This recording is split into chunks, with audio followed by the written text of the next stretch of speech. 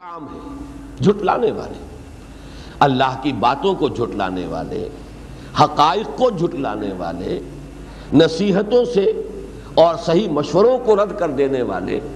جو بھی حقائق سے اعراض کریں گے وہ بھی مکذب ہیں اس اعتبار سے کہ وہ حالات کی تکذیب کر رہے ہیں، حقائق کی تکذیب کر رہے ہیں۔ تو اس اعتبار سے اگرچہ مراد اصلاً یہاں وہ قومیں ہیں عاد سمود کہ جنہوں نے رسولوں کی تکذیب کی، لیکن یہ کہ فانظروا کیف کان عاقبۃ المکذبین، اس کے اندر لفظ عام جو ہے اس کے حوالے سے جنہوں نے بھی حقائق کو جھٹلایا،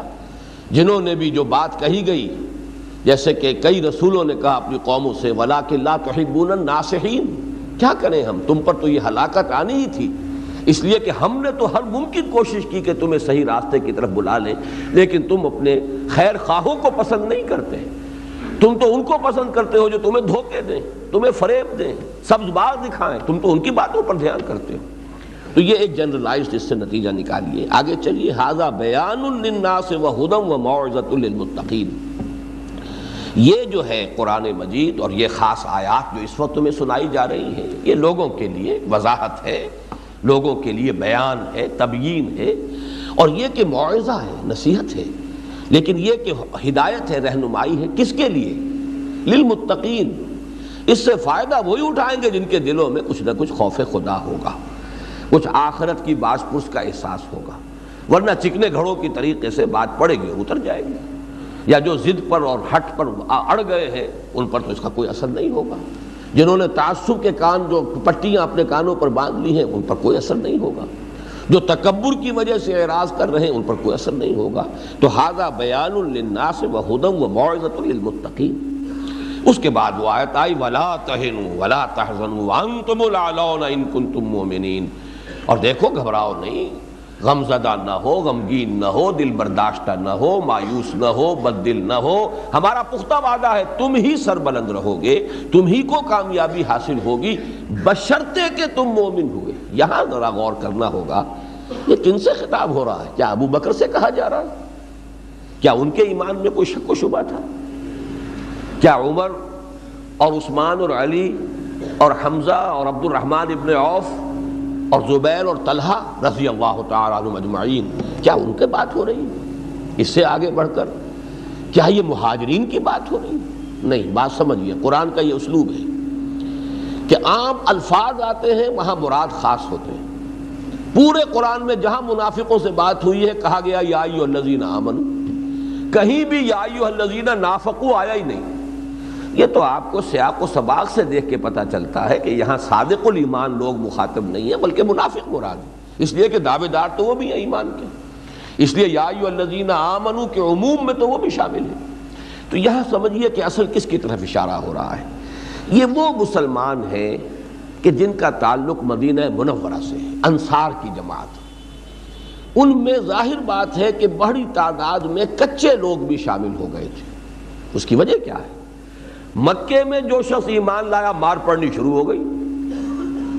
بائیکاٹ ہو رہا ہے، سوشل بائیکاٹ ہو رہا ہے، بھوکا مارا جا رہا ہے، زنجیروں میں جکڑ دیا گیا ہے، انگاروں پر لٹا، ظاہر بات ہے وہ تو بھٹیوں میں سے گزر چکے،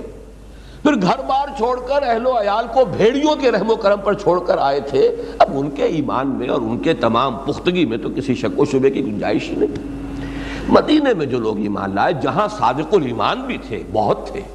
لیکن یہ کہ وہاں حالات کی وجہ سے کچے پکے لوگ بھی آ گئے، اس لیے کہ ایمان لانے سے مار تو کوئی پڑتی نہیں اب۔ اس حوالے سے ابھی ان کو بھٹیوں میں سے گزرنا تھا کہ مہاجرین تو گزر آئے بھٹیوں میں سے، وہ تو کندن بن چکے، زر خالص بن چکے، تمہارے اندر ابھی کچھ لوگ ہیں کہ جن کی کچھ تربیت کی ضرورت ہے، جنہیں آزمائشوں کی بھٹیوں میں سے گزارا جانا ضروری ہے۔ تو دیکھ لو، اگر تم اس میں سے گزر گئے اور تم نے اپنے ایمان کا ثبوت دے دیا، جیسے کہ غزوہ احد کے بارے میں آپ کو معلوم ہے کہ حضور 3000 کی نفری لے کر مدینے سے نکلے ہیں، 700 واپس آ گئے، معلوم ہوا کہ کم سے کم 1/4 تعداد جو ہے، اب ان میں سے ظاہر بات ہے 3000 میں سے مہاجرین بھی تھے، تو انصار کے اعتبار سے تو محسوس ہوتا ہے کہ جو مدینے کے مسلمان تھے ان میں تو خاصی معتدم تعداد جو ہے، اگر آپ نسبت و تناسب نکالیں گے تو وہ ان کچے پکے یا منافق لوگوں کی تھی۔ تو یہاں جو بات کہی جا رہی اصل میں تعویل خاص کے حوالے سے سمجھ لیجئے، مخاطب وہ ہے، وہ جن کے ایمان کا ابھی جو ہے وہ رنگ گہرا نہیں ابھی ہوا تھا، ابھی وہ بھٹیوں میں سے گزرے نہیں تھے، آزمائشوں میں سے گزر کر، جسے اقبال نے کہا ہے چون پختہ شوی، جب پختہ ہو جاؤ، یا جسے کہیں اکبر نے کہا تھا کہ تو خاک میں مل اور آگ میں جل، جب خشت بنے تب کام چلے، ان خام دنوں کے عنصر پر بنیاد نہ رکھ، تعمیر نہ کر۔ تو وہ مہاجرین جو تھے وہ تو خاک میں مل کر اور آگ میں جل کر آئے تھے،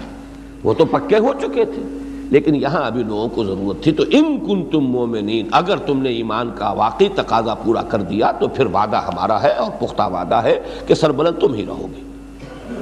اس کے بعد ایک خاص پس منظر میں فرمایا ان یمسسکم قرح فقد مس القوم قرح مثلہ، بھئی اتنے بددل کیوں ہو رہے ہو؟ تمہارے جو دشمن ہیں مشرکین مکہ، اگر آج تمہیں کوئی چوٹ لگی ہے، کوئی زخم لگا ہے، تو انہیں بھی تو لگ چکا 1 سال پہلے، 13 مہینے پہلے ان کے 70 جو ہے کھیت نہیں رہے تھے میدان جنگ میں، بدر میں ان کے 70 مارے گئے، بڑے بڑے سردار مارے گئے۔ تو یہ تو در حقیقت وہی آج تم پر بپتا آ گئی ہے۔ تو انہیں دیکھو ذرا، وہ اتنی بڑی مار کھا کر بھی 1 سال کے اندر اندر دوبارہ آگے کمر ہمت کس کے حملہ آور ہو کر، اور تم جو ہے جی چھوڑ رہے ہو، حالانکہ ان کا تو اللہ پر ایمان نہیں، آخرت پر ایمان نہیں، تمہارا اللہ پر ایمان ہے، آخرت پر یقین ہے، تو تمہیں تو کسی درجے میں بھی کوئی بدلی نہیں ہونی چاہیے، اس لیے کہ تمہارا تو معیاری یہ ہونا چاہیے کہ کامیابی اصل میں یہ ہے کہ ایمان پر موت آ جائے، اور سب سے بڑی کامیابی شہادت کی موت ہے۔ تو اگر تم میں سے 70 شہید ہو گئے تو وہ تو کامیاب ہو گئے، اس کو ناکامی کیوں سمجھ رہے ہو؟ انہوں دیکھو کہ وہ لوگ نہ آخرت کا یقین ہے، نہ انہیں اللہ کی طرف سے اجر و ثواب کا یقین ہے، ان سے عبرت پکڑو کہ وہ تو تم پر حملہ آور ہو گئے آ کر، پہلے بدر میں جنگ ہوئی تھی، یہاں آ کر مدینے پر آ کر حملہ آور ہوئے۔ تو ان یمسسکم قرح فقد مس القوم قرح مثلہ وتلک الایام نداولھا بین الناس۔ اب یہ ہے وہ فلسفہ ابتلاء اور آزمائش کا، یہ دن ہے جنہیں ہم بدلتے عدلتے رہتے ہیں لوگوں کے مابین، کبھی فتح کبھی شکست، کبھی اونچ کبھی نیچ، یہ فتح ہی فتح ہوتی رہے تو کچے پکے رلے ملے رہ جائیں گے، کبھی آزمائش بھی آنی چاہیے تاکہ معلوم ہو جائے کون پختہ ہے اور کون خام ہے۔ تمیز کیسے ہوگی؟ دودھ کا دودھ پانی کا پانی کیسے جدا ہوگا؟ تلک الایام نداولھا بین الناس وَلِيَعْلَمَ اللَّهُ الَّذِينَ آمَنُوا مِنْكُمْ وَيَتَّخِذَ مِنْكُمْ شُهَدَاءَ، یہ اس لیے ہے کہ اللہ دیکھ لے کون تم میں سے واقعی صاحب ایمان ہے، اور تم میں سے کچھ کو اپنے گواہ بنا لے، شہادت کا درجہ دے دے، یہ تو اونچا درجہ ہے۔ وَاللَّهُ لَا يُحِبُّ الظَّالِمِينَ، یہ نہ سمجھنا کہ انہیں اگر فتح ہو گئی اور تمہیں چرکا لگ گیا تو اللہ کو پسند ہے وہ مشرک، نہیں، اللہ کو ظالم تو پسند نہیں ہے، مشرک پسند نہیں ہے، کافر پسند نہیں ہے، پسند تم ہی ہو، تم سے ہی محبت ہے، لیکن یہ کہ بہرحال تمہاری بہتری مقصود ہے کہ تمہاری صفوں میں کچے پکے جو ہیں وہ ذرا علیحدہ علیحدہ ہو جائیں، تاکہ یہ کہ اور اس سے بڑے مراحل آنے ہیں، سختر مراحل آنے ہیں، اور بھی ابھی عشق کے امتحان اور بھی ہیں، لہذا ایسا نہ ہو کہ اس سے بھی کسی زیادہ بڑے کریٹیکل مومنٹ پر، اس سے بھی زیادہ کسی نازک مرحلے میں آ کر جو ہے ایسے لوگوں کی کمزوری جو ہے وہ فیصلہ کن ثابت ہو جائے، تو یہ چھانٹی ہونی ضروری ہے۔ بڑا پیارا لفظ آ رہا ہے آگے، وَلِيُمَحِّصَ اللَّهُ الَّذِينَ آمَنُوا، اللہ خالص کر لینا چاہتا ہے اہل ایمان کو۔ یہ تمحیص کے لفظ کو سمجھیے، اس سے مراد کیا ہے؟ آپ اردو میں ایک لفظ بولتے ہیں جو کتابی اردو ہے، بول چال کی تو ایسی نہیں ہے، وہ بحث و تمحیص۔ لفظی معنی کیا؟ بحث کے معنی ہوتے ہیں کریدنا۔ آپ نے دیکھا ہوگا کہ اب مرغی جو ہے وہ ٹھوگے مار مار کے زمین میں اس کو زمین کو کریدتی ہے کہ کوئی شے ہے کہ نہیں، پھر جو نکلتا ہے اس کو علیحدہ علیحدہ کرتی، کھانے کی کوئی شے ہے تو کھائے گی نا، کنکر تو نہیں کھائے گی وہ۔ تو بحث و تمحیص یہ ہے کہ بحث کے معنی کھود کرید کرنا، اور تمحیص جو ہے علیحدہ علیحدہ کر دینا، ممیز کر دینا۔ تو اللہ ممیز کر لینا چاہتا ہے، وَلِيُمَحِّصَ الَّذِينَ آمَنُوا، اللہ چاہتا ہے کہ اہل ایمان کو علیحدہ کر لے، بالکل جو ہے وہ گڑمڑ نہ رہیں ان کے ساتھ جو منافق ہیں اور کچے پکے لوگ ہیں۔ وَيَمْحَقَ الْكَافِرِينَ، اب جب یہ علیحدہ ہو جائے گا معاملہ تو پھر کافروں کو وہ تباہ کرے گا، ورنہ کافر تمہارے اندر ہی گڑبڑ رہیں گے تو ظاہر بات ہے کہ پھر تو وہ اس طرح کا عمومی عذاب اگر آیا تو ان کافروں کے ساتھ اہل ایمان بھی اس چکی میں پس جائیں گے، جیسے کہ فرمایا گیا سورہ فتح کے اندر کہ اس وقت بھی ہم تمہیں یعنی یوں سمجھیے کہ جب صلح حدیبیہ ہوئی ہے مسلمانوں ہم تمہیں فتح دے چکے تھے، فتح ہو گئی تھی تمہاری، لیکن ہم نے جنگ سے ہاتھ روک لیے تمہارے اور کفار کے، اس لیے کہ مکے کے اندر کچھ ایسے لوگ بھی تھے کہ جو مومن تھے، مرد تھے، عورتیں تھیں، بوڑھے تھے، اور وہ ہجرت نہیں کر سکے تھے، اس وقت اگر کہیں یہ بھٹی دہک جاتی اور تم جو ہے ان کو بھی پیس دیتے کفار کے ساتھ، تو اللہ نے ان کی وجہ سے ابھی ہاتھ روک لیا، تمہارے ہاتھ روک لیے، ان کے بھی ہاتھ روک لیے۔ اس کے بعد آئی ہے وہ کانٹے والی آیت جو ہے قرآن مجید کی، کہ جو ایک ہی مضمون پر قرآن مجید میں یہ 4 آیتیں آئی۔ ام حسبتم ان تدخلوا الجنہ، کیا تم نے یہ سمجھا تھا کہ جنت میں داخل ہو جاؤ گے؟ ایک بات تو یہ نوٹ کیجئے کہ یہاں بات تو ہو رہی ہے فتح اور شکست کی، بات فوراً اللہ نے کی جنت کی، کیا مطلب؟ یہ فتح و شکست جو ہے دنیا میں، اس سے تمہیں دلچسپی ہوگی، ہمیں تو اصل دلچسپی یہ کہ کون ہے ہمارے اصل بندے جو ہمارے گھر میں جو ہم نے ان کے لیے تیار کیا ہوا جنت میں پہنچ جاتے ہیں، ہماری دلچسپی تو اس سے ہے۔ ہم تو چھانٹی کر رہے ہیں اہل جنت کی، اور تم بھی اگر صاحب ایمان ہو تو تمہارا معیار کامیابی کا یہ نہیں ہونا چاہیے کہ فتح ہوئی یا شکست ہوئی، کامیابی ہوئی یا ناکامی ہوئی، یہ ہونا چاہیے جس کا خاتمہ ایمان پر ہو گیا وہ کامیاب ہو گیا، چاہے نہایت قسم پرسی کے عالم میں اس کی موت ہوئی ہو، چاہے جیسے کہ ابو جہل نے بدبخت نے حضرت سمیہ کو ہلاک کیا ہے، انتہائی سخت ٹارچرز دے کر کیا ہے، پھر شرمگاہ میں برچھا مارا ہے، جوان بیٹے کے سامنے برہنہ کیا ہے، کیا کچھ نہیں کیا ہے، لیکن وہ تو کامیاب ہو گئی۔ اسی لیے حضور وہاں سے گزرتے تھے اور فرماتے تھے اصبروا یا آل یاسر فإن موعدکم الجنہ، اے یاسر کے گھر والوں صبر کرو، تمہارے وعدے کی جگہ جنت ہے۔ تو اللہ کو تو دلچسپی اس سے ہے، یہ فتح و شکست دنیا میں یہ تو اونچ نیچ ہوتی رہتی ہے، اس سے کوئی اصل مسئلہ نہیں ہے، اصل مسئلہ تو ہے جنت کا۔ ام حسبتم ان تدخلوا الجنہ، یہ نہیں کہا کہ کیا تم نے یہ سمجھا تھا کہ کامیاب ہو جاؤ گے اور تمہیں فتح حاصل ہو جائے گی، نہیں، حالانکہ بحث وہی ہو رہی ہے، لیکن اصل نصب العین کیا ہونا چاہیے، وہ ہے حصول جنت۔ اصل نصب العین کیا ہے؟ فلاح اخروی، اس کو نمایاں کیا ہے، تمہاری نگاہ تو وہاں جمی ہونی چاہیے۔ ام حسبتم ان تدخلوا الجنۃ ولما یعلم اللہ الذین جاہدوا منکم ویعلم الصابرین، ابھی تو اللہ نے دیکھا ہی نہیں تم میں سے کہ جو واقعتاً جہاد کرنے والے ہیں، اور ابھی تو اللہ نے دیکھا ہی نہیں کہ کون ہے تم میں سے جو صبر کرنے والے ہیں۔ اب دیکھیے یہاں بھی اطلاق مہاجرین پر نہیں ہو سکتا، ان کا ایمان، ان کا صبر تو پورا کا پورا وہ امتحانات پاس کیے ہوئے ہیں، وہ تو یوں سمجھیے کہ آخری درجے میں جس کو کہا جائے فرسٹ ڈویژن سے آگے ڈسٹنکشن میں کامیاب ہو چکے۔ لیکن یہ کہ مراد کون ہے یہاں پر؟ اگرچہ الفاظ عام ہیں، اصل میں مراد ہیں وہ لوگ جو مدینے میں ایمان لائے، اور خاص طور پر ان میں سے جن میں ابھی کچھ کچائی ہے۔ تو فرمایا ابھی ہمیں گزارنا ہے، ہمیں دیکھنا ہے کون تم میں سے واقعتاً ایمان لائے ہیں، صدق دل سے لائے ہیں، پختگی کے ساتھ لائے ہیں، جن کے دلوں میں ایمان راسخ ہو گیا ہے، اور کون واقعتاً صبر کرنے والے ہیں، جمے رہنے والے ہیں، ڈٹے رہنے والے ہیں، امتحانوں میں سے، آزمائشوں میں سے کامیابی کے ساتھ گزر جانے والے ہیں۔ تو ابھی یہ مرحلہ جاری رہے گا۔ وَلَقَدْ كُنْتُمْ تَمَنَّوْنَ الْمَوْتَ مِنْ قَبْلِ أَنْ تَلْقَوْهُ، اور یہ بھی ذرا نوٹ کیجئے کہ ایک ہماری اس علاقے کی ہریانہ کی زبان کی ایک کہاوت ہے کہ تھوتھا چنا باجے گھنا،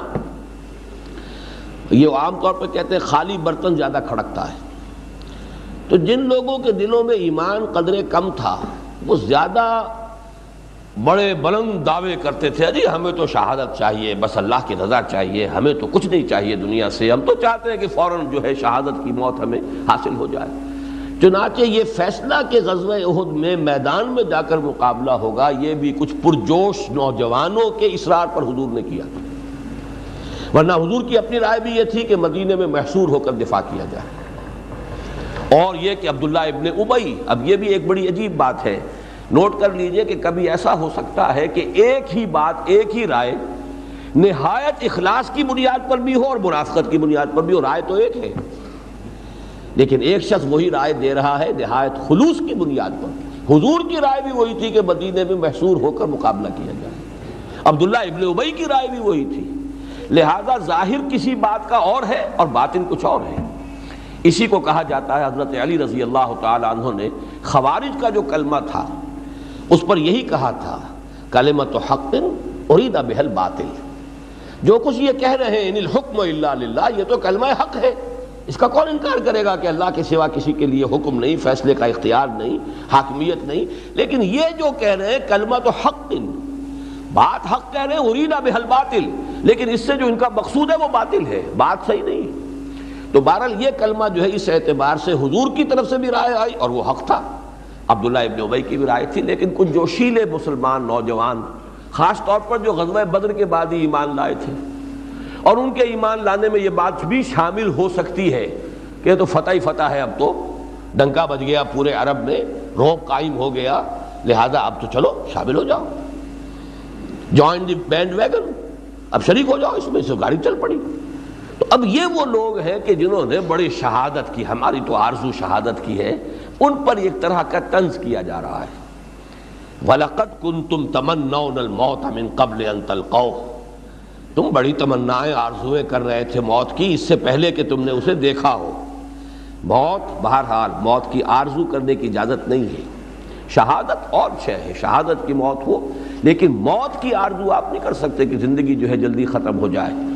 لہذا اس حوالے سے وَلَقَدْ تَمَنَّوْنَ كُنْتُمْ تَمَنَّوْنَ الْمَوْتَ مِنْ قَبْلِ أَنْ تَلْقَوْهُ، اب تم نے دیکھ لیا، فَقَدْ رَأَيْتُمُوهُ وَأَنْتُمْ تَنْظُرُونَ، تم نے اب آنکھوں میں آنکھیں ڈال کر دیکھا ہے نا موت کے موت کیا شے ہے۔ تو یہ ایک طرح کا طنز ہے ان لوگوں پر۔ تو پس منظر میں وہی سمجھیے کہ وہ لوگ ہیں کہ جو ابھی وہ کچے پکے قسم کے، پکے نہیں کچے لوگ تھے، وہی ہیں کہ جن کی طرف یہ روح سخن ہے۔ بہرحال اب ان آیات کے بعد آئیے ان کے حوالے سے جو مجھے باتیں عرض کرنی ہیں۔ پہلی بات تو یہ ہے کہ جو صورت سامنے آئی ہے اس وقت اس انتخابات کے نتیجے میں، کون جیتا کون ہارا اس کو چھوڑیے، اس پر تو میں پچھلے جمعے میں کچھ مفصل گفتگو کر بھی چکا ہوں، اور یہ کہ وہ آج وہ آ گیا ہے تازہ اس کا شمارہ ندائے خلافت کا، اس میں میری وہ پچھلی جمعے کی تقریر تقریباً ساری چھپ گئی ہے۔ البتہ یہ کہ نوائے وقت میں جو شروع ہوا ہے تو مجھے محسوس ہوا ہے، سرسری طور پر میں نے ابھی دیکھا ہے کہ شاید کچھ حصے مجھے پسند نہیں آئے تو انہوں نے حذف کیے، لیکن یہ کہ ندائے خلافت میں وہ یوں کی تو منو انشائع ہوئی ہے۔ پہلی بات تو یہ سمجھیے کہ یہ کیفیت جو سامنے آئی ہے کم سے کم میرے لیے اور جو بھی میرے قریبی رفقا ہیں جو میری سوچ میرے فکر سے واقف ہیں، ان کے لیے ہرگز غیر متوقع نہیں تھی، اس لیے کہ ہم نے یہ بات، میں جو بات بلکہ ہم کی بجائے اب لفظ میں استعمال کر رہا ہوں، میرا یہ تجزیہ ٹھیک 1 سال پہلے شائع ہو چکا ہے۔ 14-15 ستمبر کے نوائے وقت میں میرا مضمون شائع ہوا، جس میں یہ جملہ بھی موجود تھا کہ مستقبل قریب میں پاکستان سطحی مذہبیت کا لبادہ اتار کر عریاں سیکولرزم کی راہ اختیار کر لے گا۔ ہماری مذہبیت جو بھی تھی وہ سطحی سی تھی، اوپر کی ٹیپ ٹاپ تھی، کوئی اس کی بنیاد حقیقی بنیاد نہیں تھی، لیکن یہ کہ چل رہا تھا، کچھ نہ کچھ نعرہ تھا اسلام کا، کچھ نہ کچھ یہی حصے شاید نکالے بھی گئے ہیں نوائے وقت کے مضمون میں سے، کہ میں نے کہا تھا کہ تحریک پاکستان میں بھی اسلام کا نعرہ ہی نعرہ تھا، حقیقت کہاں تھی؟ حقیقت ہوتی تو وہ حقیقت نظر آنی چاہیے تھی قیادت کے اندر، قیادت میں تو اسلام، وہ پریکٹسنگ مسلم تو نہیں تھے وہ لوگ، اور علماء جو تھے جو بھی تھے، چاہے وہ شبیر احمد عثمانی ہو رحمۃ اللہ علیہ، چاہے ظفر احمد عثمانی ہو رحمۃ اللہ علیہ، چاہے بڑے بڑے پیر ہوں، پیر جماعت علی شاہ ہوں رحمۃ اللہ علیہ، پیر ماکی شریف ہوں رحمۃ اللہ علیہ، یہ سب معاونین تھے، قائدین نہیں تھے۔ تحریک پاکستان کی قیادت پریکٹسنگ مسلم پر مشتمل نہیں تھی، ان کا کردار، ان کا اخلاق یہ اپنی جگہ پر ہے، لیکن یہ صداقت، امانت، دیانت، یہ چیزیں تو وہ ہیں کہ جو کسی غیر مسلم میں بھی ہو سکتی ہیں، ان کے کردار، ان کا کریکٹر، جس کو ہم کہتے ہیں مذہبی آدمی، شاعر اسلام کا پابند ہو، عبادات پر پابند ہو، حلال اور حرام پر کاربند ہو، اگر یہ نہیں ہے تو پھر وہ عامل آدمی تو نہیں ہے، عملی انسان تو نہیں ہے۔ بہرحال یہ سمجھ لیجئے کہ ہمارے پاس جو کچھ اسلام ابھی تک چلا آ رہا تھا وہ در حقیقت ایک سطحی سا، جسے ونیئر کہتے ہیں، آج کل آپ کو معلوم ہے کہ فرنیچر بنتا ہے، نیچے جو ہے وہ جو بھی کچھ ہو، اوپر بڑا خوبصورت ونیئر جو ہے وہ ٹیک کا لگا دیں یا کوئی اور اعلیٰ قیمت کا، وہ ونیئر ہوتا ہے، معلوم ہے اس کے نیچے یہ پوری ٹھوس لکڑی نہیں ہے۔ تو یہ بہرحال میں نے تجزیہ لکھا تھا جو 2 مضامین شائع ہوئے تھے، اور اسی میں ایک بات میں نے اور بھی عرض کی تھی کہ مذہبی جماعتیں جو ہمارے ہاں ہیں، مذہبی اور دینی جماعتیں جو اس سیاست میں ملوث رہی ہیں اور جنہوں نے اپنی ساری توانائیاں اس میں گنوائی ہیں، خرچ کی ہیں یا گنوائی ہیں، انہوں نے ایک کریڈٹ لیا تھا جو میں بھی مانتا ہوں کہ ہاں ان کا کریڈٹ تھا، اور یہ کہ انہوں نے یہ کہا تھا کہ ہم چاہے یہاں اسلام نافذ نہیں کرا سکے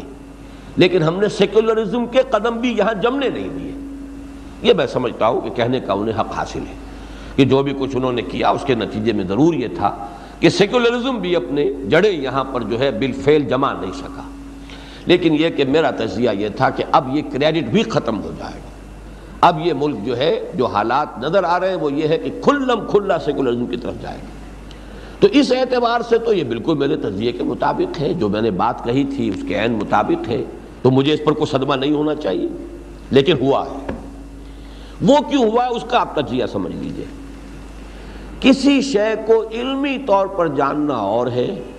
اور آنکھوں سے دیکھنا اور ہے۔ ابھی میں نے آیت آپ کو سنائی، تم موت کی بڑی آرزو کر رہے تھے لیکن اب اپنی آنکھوں سے دیکھ لیا نا موت کو، تو بڑا فرق ہے موت کو دیکھے بغیر اس کے بارے میں گفتگو کرنا اور موت کو آنکھوں سے دیکھنا۔ وَلَقَدْ رَأَيْتُمُوهُ وَأَنْتُمْ تَنظُرُونَ، ذرا انداز دیکھیے، اسلوب دیکھیے۔ اب دیکھ لیا نا تم نے موت کو اور اپنی آنکھوں سے دیکھ لیا۔ یہی بات قرآن مجید میں آئی ہے، اور ایک اور دوسرے مقام پر کہ کلا لو تعلمون علم الیقین لترون الجحیم ثم لترونها عین الیقین۔ اگر تم اس کو علم یقین کی حیثیت سے سمجھ لو آج، تو پھر بھی تمہیں نظر آ جائے گی کہ ہاں آخرت حق ہے، جنت حق ہے اور جہنم حق ہے، لیکن یہ کہ ایک وقت وہ آئے گا پھر یہ آنکھوں سے دیکھو گے۔ ابھی تو یہ کہ علمی طور پر جان لو، پہچان لو، مان لو، ایمان لے آؤ غیب میں رہتے ہوئے، یہ یؤمنون بالغیب ثم لترونها عین الیقین۔ تو ظاہر بات ہے کہ جب عین الیقین سے بات سامنے آتی ہے، ایک تلخ حقیقت سامنے آتی ہے، تو اس کے اثرات کا انسان کے قلب پر، اس کے اعصاب پر، اس کے احساسات کے اوپر ایک تاثر جو ہے وہ پیدا ہونا یہ فطری ہے۔ تو اس صدمے میں برابر کا شریک ہوں۔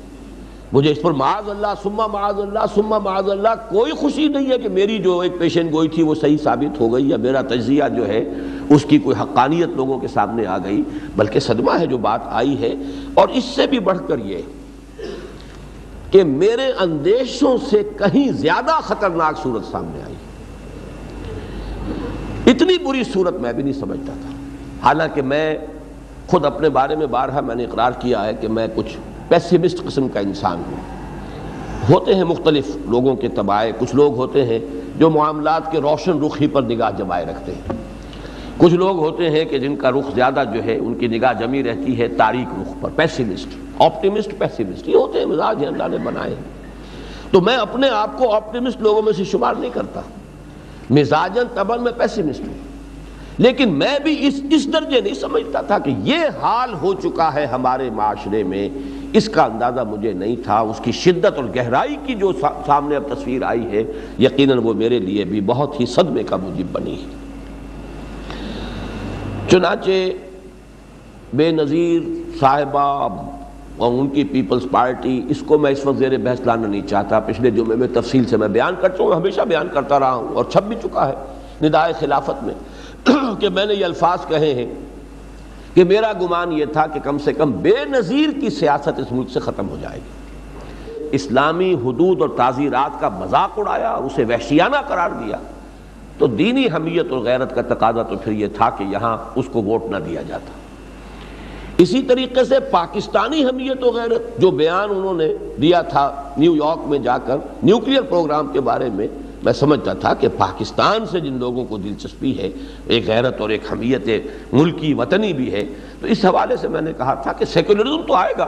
لیکن یہ کہ بے نظیر کی سیاست اس ملک سے ختم ہو جائے گی۔ مجھے اندازہ ہوا کہ وہ بات نہیں ہے۔ حمیت نام تھا جس کا، گئی تیمور کے گھر سے۔ معلوم ہوا کہ یہاں تو مسئلہ جو ہے صاف صاف کھلم کھلا سیکولرزم والی جماعت جو ہے اسے جو بھی پذیرائی حاصل ہوئی ہے، اس کا مجھے اتنا خیال نہیں تھا کہ خاص طور پر ان کی شخصیت کے اعتبار سے۔ لیکن یہ کہ آج ہی کے نوائے وقت میں جو صورت سامنے آئی ہے، اس کی ایک مثال اصل میں ایک بہت ہی تلخ حقیقت کی حیثیت سے سامنے آئی ہے۔ آج کے نوائے وقت میں جو یہ مضامین چھپتے ہیں انگریزی کے مختلف باہر کے اخبارات اور جرائد سے لے کر، ان میں انڈیا ٹوڈے، یہ بھارت کا ایک جریدہ ہے، اس کے کسی شیکھر گپتا صاحب کا مضمون آیا ہے، پاکستان میں یہ جو الیکشن کے نتائج ہیں ان کے جو بھی تجزیہ انہوں نے کیا ہے، اس میں جو کچھ میں نے پڑھا میرے علم میں یہ بات نہیں تھی۔ شیخ رشید جو اس ملک میں اباحیت، مغربی تہذیب، اس کا سب سے بڑا سمبل بن گیا تھا، اس لیے کہ وہ کیا میڈونا ہے، کیا نام ہے اس کا، وہ میڈونا کو دعوت دینے والا اور مائیکل جیکسن کو دعوت دینے والا، ظاہر بات ہے کہ ہماری ثقافت، ہماری تہذیب، ہمارا جو ہمارے اقدار ہیں، ان سے بالکل 180 درجے کے برعکس جو بھی کیفیت ہو سکتی ہے ویسٹ کے اندر اور انتہائی ہو سکتی ہے، ان کو بلانے کا عالم بردار شخص، اس کا حال یہ ہوا ہے۔ اور اس نے کہا، آج ہی میں نے تو پڑھا ہے اس مضمون میں، کہ اس نے یہ کہا تھا کہ قاضی حسین احمد صاحب کی میں شلوار اتروا دوں گا۔ تو اب یہ شخص ہندو شیکھر گپتا بیٹھ کر اسلام آباد میں بیٹھ کر تبصرہ لکھ رہا ہے، کس طرح کی بغلیں اس وقت بجائی جا رہی ہیں پوری دنیا میں۔ میں نے اگرچہ وہ الفاظ لکھے تھے پاکستان آتے اس 2 ورقے کے اندر کہ ہمارے ہاں کے دانشور جو ہے وہ بغلیں، باہر بھی بغلیں بجائی جا رہی ہیں اور یہاں بھی پھپتیاں چست کی جا رہی ہیں فنڈامنٹلسٹ پر اور جو بھی مذہبی عناصر ہیں ان پر۔ لیکن یہ جرت کہ وہ لکھ رہا ہے ایٹ اسلام آباد میں بیٹھ کر اس نے لکھا ہے کہ اگرچہ شیخ رشید یہ کام تو نہیں کر سکا کہ وہ قاضی حسین احمد صاحب کی شلوار اتروا دے، لیکن واقعہ یہ تو وہ کر گزرا ہے کہ 80,000 ووٹ اس نے لیے ہیں، جبکہ جماعت اسلامی کے نمائندے کو 8,000 ووٹ ملے۔ میں سمجھتا ہوں کہ بہت کافی بڑا پیمانہ ہے۔ ووٹ کس نے دیے؟ لوگوں نے دیے نا، پاکستانیوں نے دیے ہیں، مسلمانوں نے دیے ہیں۔ ان کی سوچ کیا ہے، ان کا رخ کیا ہے، ان کی ویلیوز کیا ہیں، ان کا انداز فکر کیا ہے، وہ کس تہذیب کو پسند کرتے ہیں۔ اس لیے کہ یہ تو کھلم کھلا ایک شخص جو ہے اس تہذیب کا، اس ثقافت کا سب سے بڑا علمبردار ہی نہیں، سمبل بن گیا، علامت بن گیا ہے۔ اور اس کا معاملہ یہ ہو کہ 80,000 ووٹ وہ لے جائے اور اس کے مقابلے میں شاید جماعت کے یا پی ایف کے جو نمائندے ہیں ان کو 8,000 ووٹ ملا، تو اسی سے آپ اندازہ کر لیجیے۔ دوسری مثال اس نے دی ہے سردار آصف احمد علی کی۔ اب وہ سود کے بارے میں جو بیانات آئے، شریعت کے بارے میں جو استہزائیہ انداز اس کا رہا ہے، سب کو معلوم ہے۔ اسے 46,000 ووٹ ملے ہیں اور مقابلے میں تمام مذہبی جماعتوں کا مشترک امیدوار 5,000 سے بھی کم ووٹ ملا۔ یہ صورتحال جو ہے یہ انڈیکس ہے، سمجھ لینا چاہیے، پوری گہرائی میں اتر کے سمجھنا چاہیے کہ صورتحال جو ہے وہ کیا ہے، اس کی حقیقت کیا ہے۔ اور جیسا کہ میں نے عرض کیا، میں بھی یہ نہیں سمجھتا تھا کہ صورتحال یہاں تک پہنچ چکی۔ رخ میں جانتا تھا، یہ جانتا تھا کہ اس رخ پر ہوا چل رہی ہے، ادھر حالات جا رہے ہیں، لیکن یہ کہ کس حد تک بات جا چکی ہے اس کا مجھے اندازہ ہو رہا ہے کہ خود مجھے بھی پورا اندازہ نہیں تھا۔ اسی طرح سے یہ کہ اس نے تو عنوان قائم کیا ہے شیکھر گپتا نے، راؤٹ آف فنڈامنٹلسٹ، یعنی فنڈامنٹلسٹ جو ہے بنیاد پرست مسلمان، ان کو تو وہ شکست اور ہزیمت ملی ہے کہ شکست فاش، ان کا گویا کہ خاتمہ ہو گیا۔ اور یہ کہ جماعت اسلامی کتنی بڑی بڑی قیمتیں دے کر اپنا نام اس نے تج دیا، جماعت اسلامی چھوڑ کر پی آئی ایف، اپنی ساری روایات، متانت، سنجیدگی، شرافت، شائستگی کی ساری روایات چھوڑ کر عوامیت جسے کہا جاتا ہے اس کی انتہائی پستی پر آ کر، اس کے باوجود سن 70 کے مقابلے میں بھی 33% کم، ووٹ تو آدھے ہی رہ گئے، 6 لاکھ کے بجائے 3 لاکھ ملے، اور سیٹیں جو ہے وہ 4.5 ملی تھی سن 70 میں، اب 33% کی کمی۔ 4.5 میں اس لیے کہا کرتا ہوں، یہ 4 سیٹیں اس وقت سن 70 میں وہ جماعت اسلامی کے ٹکٹ پر جو لوگ کھڑے ہوئے تھے انہیں ملی تھی، اور 1 سیٹ وہ تھی کہ جو مولانا ظفر احمد انصاری مرحوم وہ انڈیپینڈنٹ کی حیثیت سے کھڑے ہوئے تھے، جماعت کے ٹکٹ پر نہیں تھے لیکن جماعت کی سپورٹ سے کامیاب ہوئے، اس لیے میں 4.5 کہتا ہوں۔ اور حساب بھی ٹھیک جڑ جاتا ہے، 33% 4.5 کا جو ہے وہ نکل جائے تو 3 کا عدد پورا کا پورا قائم ہے۔ یہ حالات میں تسلیم کرتا ہوں کہ رخ کو جاننے کے باوجود اس کی شدت کا مجھے بھی اندازہ نہیں تھا، اور یہ باتیں میں کسی خوشی سے نہیں کہہ رہا، شدید صدمے کے ساتھ کہہ رہا ہوں۔ لیکن اس شر سے ایک بہت بڑا خیر برآمد ہو سکتا ہے۔ اللہ تعالیٰ کا یہ شان ہے، یخرج الحی من المیت و یخرج المیت من الحی، وہ مردہ میں سے زندہ کو برآمد کرتا ہے، زندہ میں سے مردہ کو۔ ایک شے ظاہراً خیر ہوتی ہے، اس کے پردے میں شر چلا آ رہا ہوتا ہے، ایک شے ظاہری اعتبار سے شر ہے، اس کے پردے میں کوئی خیر چلا آ رہا ہوتا ہے۔ آسان تکرہوا شیئا وہو خیر لکم وآسان تحبوا شیئا وہو شر لکم واللہ یعلم وانتم لا تعلمون۔ تو بہرحال اس شر میں سے ایک بہت بڑا خیر جو برآمد کیا جا سکتا ہے وہ یہ ہے کہ ایک مرتبہ ری تھنکنگ، نظر ثانی، پورا جائزہ دوبارہ، صحیح تشخیص معاشرے کی ہو جانی چاہیے کہ یہ معاشرہ ہے کیا، اس کے اجزائے ترکیبی کیا ہیں جس میں ہم کام کر رہے ہیں، اس کی صحیح تشخیص ہو۔ اور دوسرے یہ کہ پھر صحیح لائحہ عمل جو ہے اس پر اپنے نظر ثانی کی جائے، وہ بات نہ ہو۔ پچھلے جمعے میں جو میں نے آیات بیان کی تھی مسجد دارالسلام میں، اس میں ایک آیت کا ٹکڑا یہ بھی ہے، آیت نمبر 135 سورہ آل عمران کی، وَلَمْ يُصِرُّوا عَلَى مَا فَعَلُوا وَهُمْ يَعْلَمُونَ، کہ اگر غلطی ہو جائے تو غلطی کا اعتراف کریں اور اصرار نہ کریں اپنی غلطی پر، وہ ہٹ دھرمی نہ ہو جائے، اس کے اوپر جمے رہنے کے لیے ضد نہ ہو جائے۔ ایک تو کیفیت یہ ہے جو سورہ آل عمران کی آیت نمبر 135 میں آئی ہے کہ وَلَمْ يُصِرُّوا عَلَى مَا فَعَلُوا، وہ اصرار نہ کریں، ضد نہ کریں، اس کے اوپر جو ہے وہ جم نہ جائیں، ہٹ دھرمی اور ڈھٹائی کا ثبوت نہ دیں۔ اور اس کے برعکس ایک روش ہے کہ جو سورہ بقرہ میں آئی ہے، اخذت العزت بالاسم، جب کہا جاتا ہے کہ اللہ سے ڈرو، اللہ کا خوف کرو، اپنے اعلیٰ معاملات کو درست کرو، تو عزت نفس جو ہے اس کی انانیت اسے اور جما دیتی ہے گناہ کے اوپر۔ کیسے مان لوں کہ خطا ہو گئی، کیسے مان لوں کہ غلطی ہوئی، کیسے مان لوں کہ میرا حساب جو ہے، میرا اربع جو ہے وہ غلط نکلا، کیسے مان لوں کہ میرا صغرا کبرا جو ہے صحیح نہیں تھا۔ یہ تو اس کا مطلب یہ ہے کہ میں گویا کہ میری ہیٹی ہو جائے گی اور میری جو حیثیت ہے، حیثیت عرفی جو جس کو کہا جاتا ہے، وہ ختم ہو جائے گی۔ تو یہ دو رویے ہیں۔ اب یہ کہ اختیار اللہ تعالیٰ نے اما شاکرم و اما کفورا، اختیار دنیا میں اللہ نے انسان کو دے رکھا ہے، چاہے ادھر جاؤ چاہے ادھر جاؤ۔ ایک راستہ وہ ہے کہ لم یصروا علی ما فعلوا، اصرار نہ کریں، ضد نہ کریں، ڈھٹائی اور ہٹ درمی سے کام نہ لیں۔ ایک راستہ وہ ہے کہ اخذت العزت بالاسم، کہ اپنی عزت نفس، جھوٹی انانیت کی وجہ سے اس غلطی کے اوپر، اس گناہ کے اوپر ضد کریں اور اڑ جائیں۔ اب میں ذرا تجزیہ کر کے آپ کو بتانا چاہتا ہوں کہ جن جماعتوں نے، مذہبی یا دینی جماعتوں نے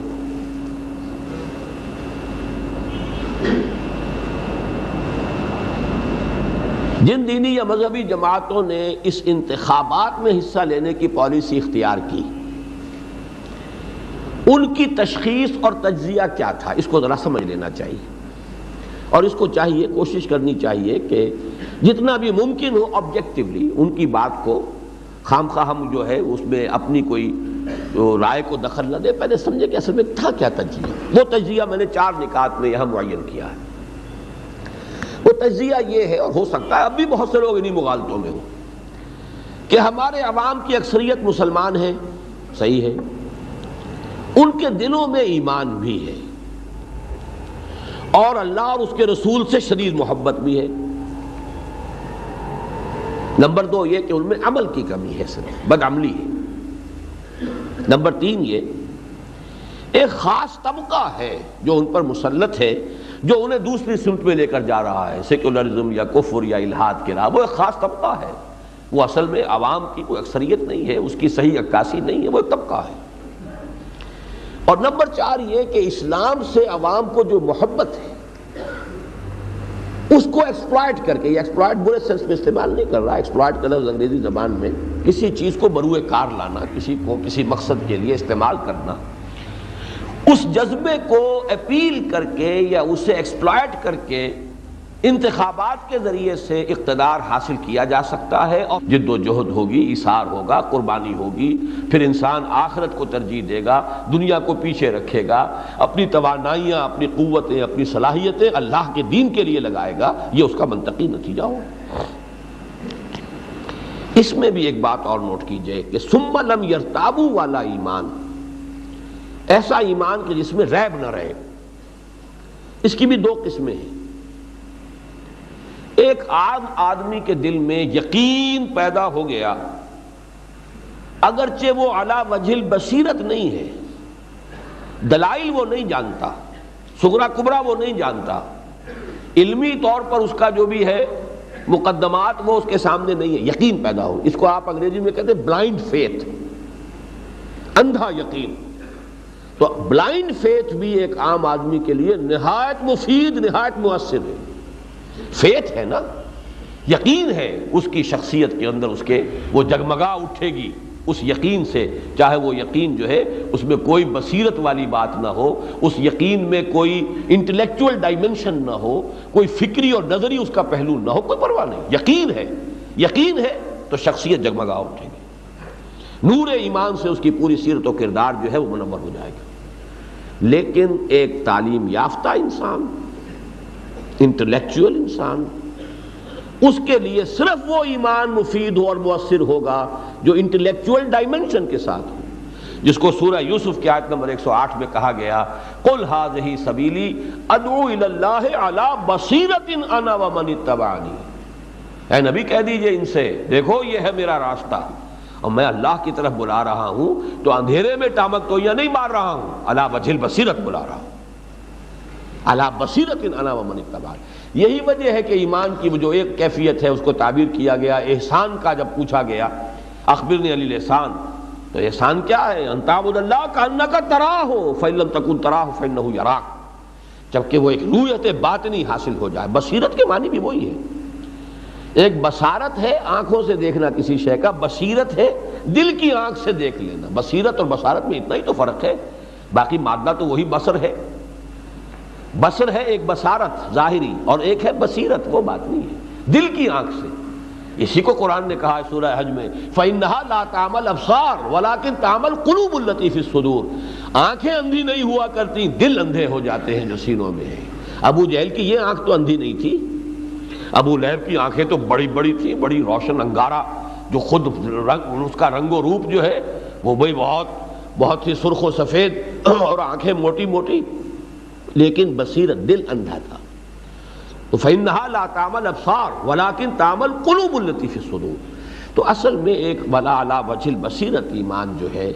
وہ ہے کہ جو کسی معاشرے کو اگر تبدیل کرنا ہو، اگر آپ کے پیش نظر ہے اسلام قائم کرنا، تو گویا کہ پورے معاشرے کو بدلنا چاہتے ہیں، نظام بدلنا چاہتے ہیں۔ اس میں جو بھی انٹلیکچوئل مائنورٹی ہے، جو بھی آپ کے ہاں کی ایجوکیٹڈ ایلیٹ ہے،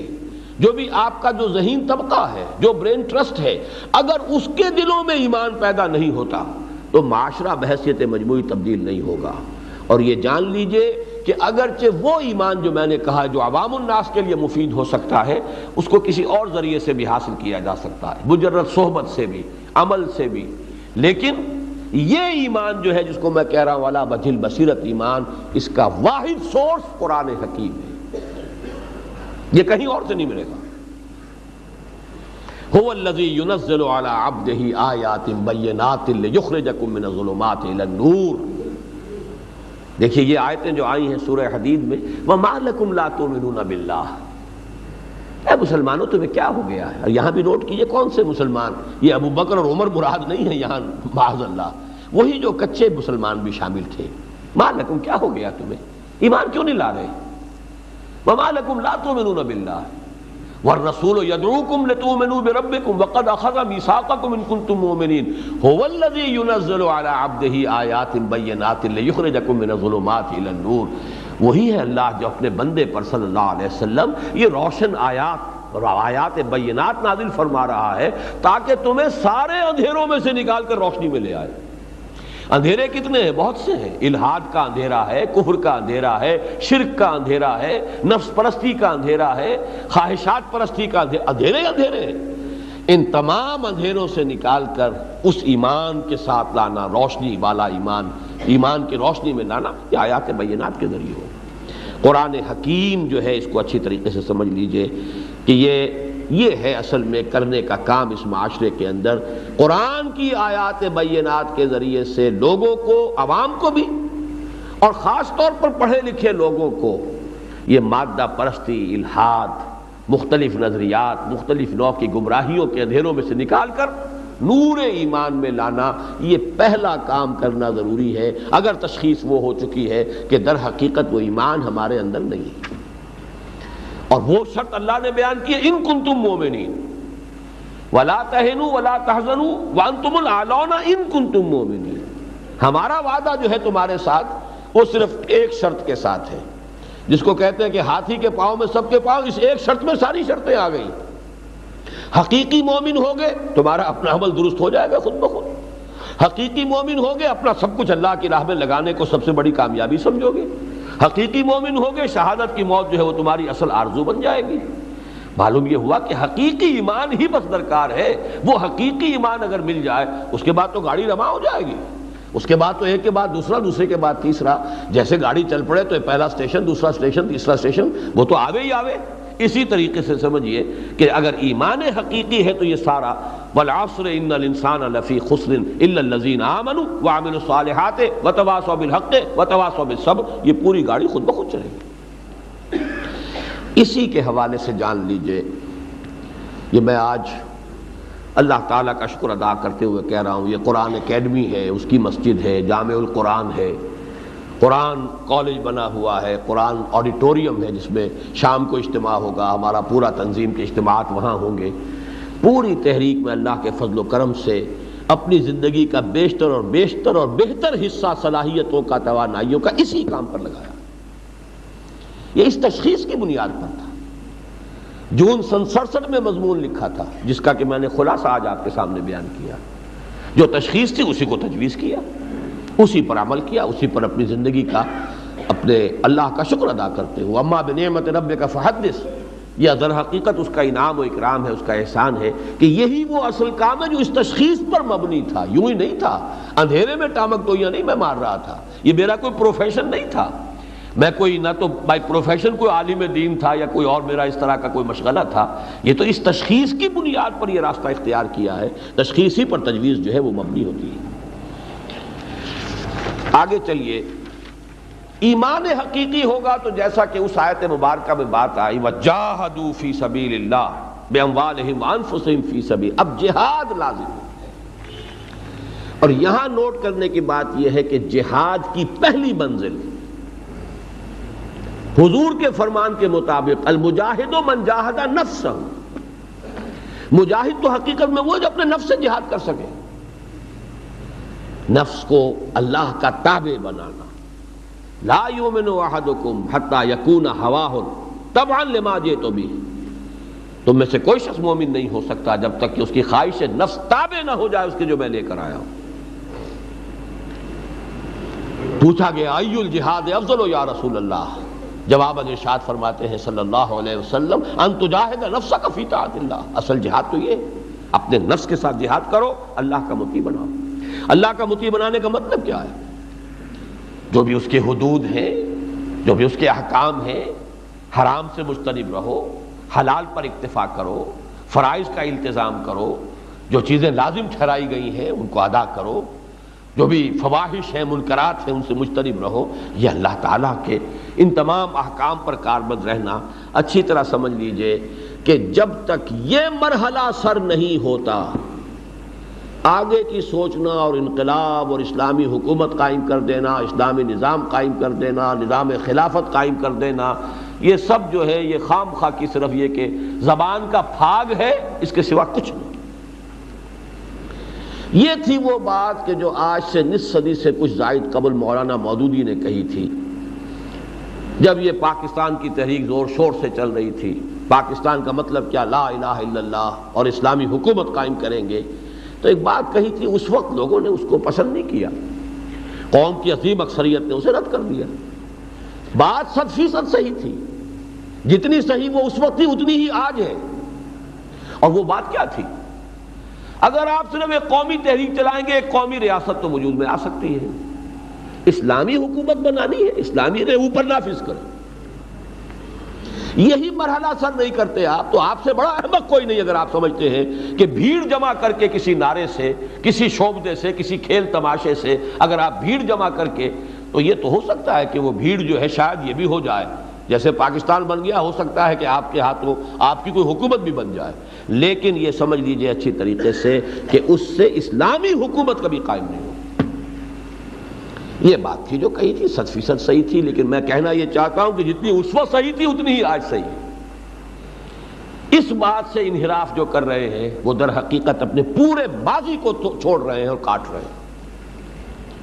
ایک سال جماعت کی ضرورت، ذرا اس کتابچے کا تصور کیجئے جو در حقیقت جماعت اسلامی کے قیام کی اصل بنیاد بنا، اس میں تو اصول یہی تھا کہ اگر تو آپ کا ہدف ہے صرف ایک قومی ریاست قائم کرنا تو ٹھیک ہے، فاسق فاجر جو بھی ہیں آئیں، جو شراب کے ٹھیکے چلا رہے ہیں وہ بھی آئیں، جو اس بازار کے ٹھیکیدار ہوں وہ بھی آئیں، مسلمان تو ہے نا، نام تو مسلمان ہے، غلام حسین ہے، کچھ اور ہے، سب آئیں، سب کے سب آ سکتے ہیں، لیڈر بھی بن سکتے ہیں۔ لیکن اگر آپ چاہتے ہیں اسلامی حکومت تو پھر وہ لوگ چاہیے جو لوگ اللہ تعالیٰ کے ڈسپلن کو قبول نہ کریں، جو لوگ ایک ایسی جماعت کے ڈسپلن کی پابندی کرنے کو تیار نہ ہو کہ جو دین کے لیے کام کرنا چاہتی ہے، ان سے ان کی بھیڑ جمع کر کے کوئی توقع کرنا کہ کوئی اسلامی کام ہو جائے گا، اس سے بڑی حماقت اور کوئی نہیں۔ بہرحال یہ جو دو باتیں ہیں جیسا کہ میں نے عرض کیا، ایسے لوگ جمع ہوں، علیکم بالجماع، ایمان دل میں، اپنی شخصی زندگیوں کے اندر اسلام کو قائم کر دیں، نافذ کریں، حلال پر اکتفا، حرام سے بچیں چاہے فاقہ آئے۔ وَلَنَبْلُوَنَّكُمْ بِشَيْءٍ مِّنَ الْخَوْفِ وَالْجُوعِ وَنَقْصٍ مِّنَ الْأَمْوَالِ وَالْأَنفُسِ وَالثَّمَرَاتِ۔ اور یہ اچھی طرح سمجھ لیجئے، مکے میں جو شخص اسلام لاتا تھا مار پڑنی شروع ہو جاتی تھی۔ آج اسلام کے کلمے پر مار نہیں پڑتی، آج شریعت پر عمل کرنے پر مار پڑتی۔ آپ کا سوشل بائیکاٹ ہو جائے گا، آپ کے لیے معیشت کی راہیں تنگ ہو جائیں گی، آپ دیکھیں گے دنیا کے لیے راستے کھلے ہوئے، آپ کے لیے راستے بند ہیں، کیا کریں؟ حرام کی طرف جا نہیں سکتے، اور حلال کا دروازہ بہت ہی تنگ ہو چکا ہے، سوکھی روٹی میں مشکل ملتی ہے۔ یہ جو مار پڑتی ہے یہ آج شریعت پر عمل کرنے پر پڑتی ہے، جبکہ اس وقت شریعت تو تھی ہی نہیں، مکے میں شریعت کہاں تھی؟ سود بھی کوئی حرام نہیں ہوا تھا، شراب بھی حرام نہیں ہوئی تھی، کچھ بھی نہیں، نہ نماز کی ابھی، وہ بھی 11ویں برس میں جا کر 5 نمازیں فرض ہوئی ہیں، اس سے پہلے نہ 5 گانا نماز ہے، نہ زکوٰۃ ہے، نہ صوم ہے، کچھ بھی تو نہیں تھا۔ ہاں تھا کیا؟ جو سب سے بڑی شے ہے، مار پڑتی تھی، اور مار نہ پڑے تو آدمی پختہ ہوتا نہیں، سیدھی بات ہے، 2 اور 2 4 کی بات۔ مار پڑ رہی تھی کس پر؟ جس نے کہا اشہد ان لا الہ الا اللہ واشہد ان محمد رسول اللہ، اس کے لیے بھٹی جو ہے دہک گئی آزمائش کی۔ آج بھٹی دہکتی ہے دین پر عمل کرنے میں۔ استہزاء، تمسخر، دقیانوسی ہیں جو اس معاشرے میں بھی ہوگا اور بہت بڑے پیمانے پر ہوگا۔ یہاں ہر داڑھی والا جو ہے وہ گویا کہ ایک اجنبی سا اس معاشرے کے اندر ہو کر رہ جائے گا، اس کے اوپر پھپتیاں چست کی جائیں گی، راہ چلتے ہوئے اسے جوتیاں دکھانے کا عمل جو ہے شروع ہو چکا ہے معاشرے کے اندر۔ اور وہ ساری چیزیں جو ہے چونکہ ہم نے اپنی غلط حکمت عملی سے اپنا وقت ضائع کیا، ہم الیکشن کی وادیوں میں بھٹکتے رہے، ہم اس غلط تشخیص کی بنیاد کے اوپر جو ہے اپنا وقت صرف کرتے رہے، توانائیاں 92 لاکھ تو آج بھی خود بھی مانا ہے قاضی حسین احمد صاحب نے، دنیا جو کچھ کہہ رہی ہے اس کو چھوڑیے، لیکن 1 کروڑ کے لگ بھگ تو ان کے اپنے قول کے مطابق انہوں نے خرچ کر دیا۔ کتنا کچھ خرچ کیا ہے، کتنے کچھ توانائیاں، کتنی کچھ محنتیں، یہ سب کچھ، لیکن یہ کہ حاصل کچھ نہیں، اس لیے کہ غلط رخ پر ہو رہا ہے، صحیح رخ پر نہیں۔ بہرحال علیکم بالجماع، اور آمرکم بخمس بالجماعت والسمع والطاعت والہجرت والجہاد فی سبیل اللہ، جماعت کی شکل، لیکن جماعت کن لوگوں کی؟ ان لوگوں کی کہ جو دین کی بنیادی جو بھی اس کی ہدایات ہیں ان پر عمل پیرا ہو، ورنہ بھیڑ جمع کرنے سے کچھ حاصل نہیں۔ تو میں عرض یہ کر رہا تھا کہ یہ موقف، یہ 2 باتیں سمجھ لیجئے اچھی طرح، یہ 2 باتیں جتنی آج سے نصف صدی قبل صحیح تھیں، یہ وہ حقائق ہیں، یونیورسل ٹروتھس ہیں کہ جو آج بھی حق ہیں اور آئندہ بھی حق رہیں گے۔ چنانچہ یہ جو آج 2 ورقہ تقسیم ہوا ہے آپ کو، اگر آپ اس کے آخری صفحے کو، ہے سب کے پاس یا نہیں، اس کے آخری صفحے کے یہ 2 پیرے پڑھ لیجئے کہ پروگرام کیا ہے، کرنے کا کام کیا ہے۔ قرآن حکیم کی آیات بینات کے مدلل اور پرجوش ابلاغ کے ذریعے عوام اور بالخصوص جدید تعلیم یافتہ نوجوانوں کو ایک جانب الحاد اور مادیت اور دوسری جانب مشرکانہ اوہام کے اندھیروں سے نکال کر توحید، معاد اور رسالت پر ایمان کے نور میں داخل کیا جائے تاکہ وہ دنیا پرستی کے عملی شرک سے نجات پائیں۔ دوسرا، جو لوگ شعوری ایمان کی دولت سے بہرہ ور ہو جائیں، اب وہ صرف موروثی ایمان نہیں، موروثی عقیدہ نہیں، شعوری ایمان، انہیں ایک جانب اللہ اور اس کے رسول صلی اللہ علیہ وسلم کی غیر مشروط اطاعت اور دوسری جانب ایک ایسی جماعت کے نظم کی پابندی کا خوگر بنائیں جس کا کوئی فیصلہ اور اقدام قرآن و سنت سے متصادم، حدود شریعت سے متجاوز اور شرافت اور شائستگی کے منافی نہ ہو۔ یہ 2 باتیں جیسا کہ میں نے عرض کیا آج سے نصف صدی قبل جتنی درست تھیں اور جتنی کا درست ثابت ہوئیں اتنی ہی آج بھی درست ہے۔ ان میں کوئی تبدیلی، کوئی تحریف، ان کے اندر کوئی بھی اس سے انحراف، وہ در حقیقت اپنی منزل کھوٹی کرنا ہے، اپنی کوششوں کو برباد کرنا ہے اپنے ہاتھ۔ غلطی کیا ہوئی؟ یہ اتنی صحیح بات کہی گئی، اس پر ایک جماعت بنی، اس نے 6-7 سال کام کیا، تحریک پاکستان سے بھی علیحدہ رہی، قومی جد و جہد سے علیحدہ رہ کر اس نے ان 2 اصولوں کے اوپر کام کیا۔ غلطی کیا ہوئی؟ نظام کو بدلنے کے لیے انتخابات کا راستہ اختیار کر لیا۔ لیکن اس غلطی کو اچھی طرح سمجھ لیجئے کہ ہمارا موقف کیا ہے۔ ایک تو یہ کہ یہ غلطی ان گڈ فیتھ ہوئی ہے، کسی بدنیتی سے نہیں، مغالطہ ہے ہو جاتا ہے، صرف نبی ہے کہ وہ خطا سے معصوم ہے، کہیں اگر کوئی غلط خیال کسی طرح سے پیدا ہو بھی جائے تو اللہ تعالیٰ فوراً اصلاح فرما دیتا ہے، کوئی غیر نبی معصوم نہیں، لہذا خطا ہو سکتی ہے۔ اور ماضی کا جائزہ لینا، جیسا کہ آج کی پہلی آیت میں نے آپ کو سنائی تھی، اس حوالے سے کیوں پچھلی صدی میں سید احمد شہید رحمۃ اللہ علیہ کی تحریک جو ہے وہ بظاہر دنیاوی اعتبار سے کیوں کامیاب نہ ہوئی، سوچنا چاہیے، تجزیہ کرنا چاہیے، ان کی کیا غلطی ان سے ہو گئی تھی، کیا خطا ہوئی تھی، کہاں کوتاہی رہی۔ اسی طرح ہم اپنا بھی جائزہ لیتے رہے تو اس میں قطعاً کوئی حرج نہیں، اس میں یہ کہ توہین نہ ہو اپنے بزرگوں کی، بڑوں کی، اسلاف کی، لیکن حقائق کو جاننے کے لیے جس کو ہم تنقید کہتے ہیں کہ اس کے بارے میں جائزہ لے کہ کہاں خطا ہوئی۔ تو بہرحال پہلی بات تو یہ جان لیجئے کہ ان گڈ فیتھ ہوئی، اور نمبر دو اسی مغالطے کی بنیاد پر ہوئی جو میں نے آپ سے عرض کیا کہ یہ قوم بڑی عظیم اکثریت مسلمانوں کی ہے، ان کے دلوں میں تو ایمان کی روشنی ہے اور اللہ اس کے رسول کی محبت بھی ہے، بس عمل کی کمی ہے۔ ایک خاص طبقہ ہے کہ جو اس پر مسلط ہو کر اسے ایک خاص رخ پر لے کر جا رہا ہے، اگر اس کی جو اسلام کے ساتھ محبت اور اللہ اور اس کے رسول کے ساتھ جو محبت اور عقیدت ہے اس کو ذرا بھڑکا کر، اسے ایکسپلائٹ کر کے، اسے مشتعل کر کے، اسے اپیل کر کے اگر ایک دفعہ ہم انتخابات کے ذریعے سے ایک منزل سر کر جائیں اور پہنچ جائیں اقتدار میں، تو پھر اقتدار کے جو بھی وسائل و ذرائع ہیں، حکومت کے پاس جو بھی وسائل موجود ہیں، ہمارے ہاتھ میں پھر ہوگا ایجوکیشن سسٹم، ہمارے ہاتھ میں ہوں گے ذرائع ابلاغ، پھر معاشرے کو درست کر لیں۔ غلطی یہی ہوئی ہے، مغالطہ یہی ہوا ہے، خوش فہمی یہ ہوئی اس معاشرے کے بارے میں، یہ تشخیص تھی جو غلط ثابت ہوئی۔ اب دیکھیے، نوٹ کیجئے کہ اس غلطی کے نشاندہی ہم مسلسل کر رہے ہیں، جب سے تنظیم قائم ہوئی ہے مسلسل ہم کہہ رہے ہیں کہ یہ راستہ غلط ہے، یہ صحیح نہیں ہے۔ آج تک تو در حقیقت ہم عقلی اور منطقی دلائل سے اس کی اصلاح کی کوشش کر رہے تھے۔ مثلاً وہ کیا تھے؟ پہلی بات اصولاً ہم نے یہ سمجھانے کی کوشش کی کہ دیکھیے، انتخابات کسی نظام کو چلانے کے لیے منعقد ہوتے ہیں، اس کو بدلنے کے لیے نہیں ہوتے۔ یہ اصول ہے، پولیٹیکل سائنس کا اصول ہے، بنیادی بات ہے۔ جو نظام قائم ہے اس کو کون چلائے؟ میں چلاؤں یا آپ چلائیں گے؟ ہاں میں چلاؤں گا۔ آپ کہتے ہیں میں چلاؤں گا، اچھا لو ووٹ لے لیجیے۔ نظام بدلا نہیں جا سکتا انتخابات میں۔ نمبر دو، یہ انتخابات میں اصل فیصلہ جو ہے وہ صرف تعداد کی بنیاد پر ہے، اکثریت اقلیت۔ اب ظاہر بات ہے، ایک طرف تو قرآن کا فیصلہ ہے مستقل، ان تطع اکثر من فی الارض یضلوک عن سبیل اللہ، اگر تم زمین کے اندر بسنے والوں کی اکثریت کی پیروی کرو گے تو وہ تو تمہیں لازماً گمراہ کر دیں گے۔ تو یہ تو موٹی سی نص قطعی ہے۔ اور اگر یہ نہیں تو عقل سے سمجھ لو کہ دیکھیے، ایک شخص ہے سرفروش، کسی مقصد کے لیے جان لیے تیار،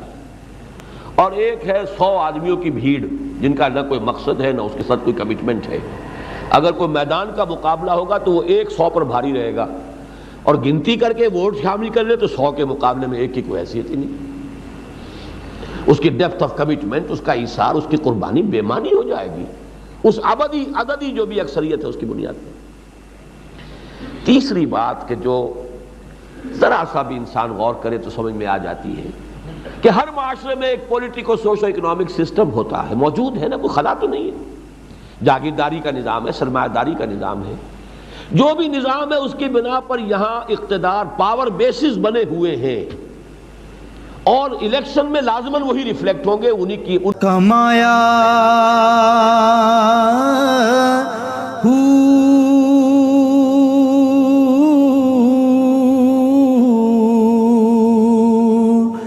نام بھج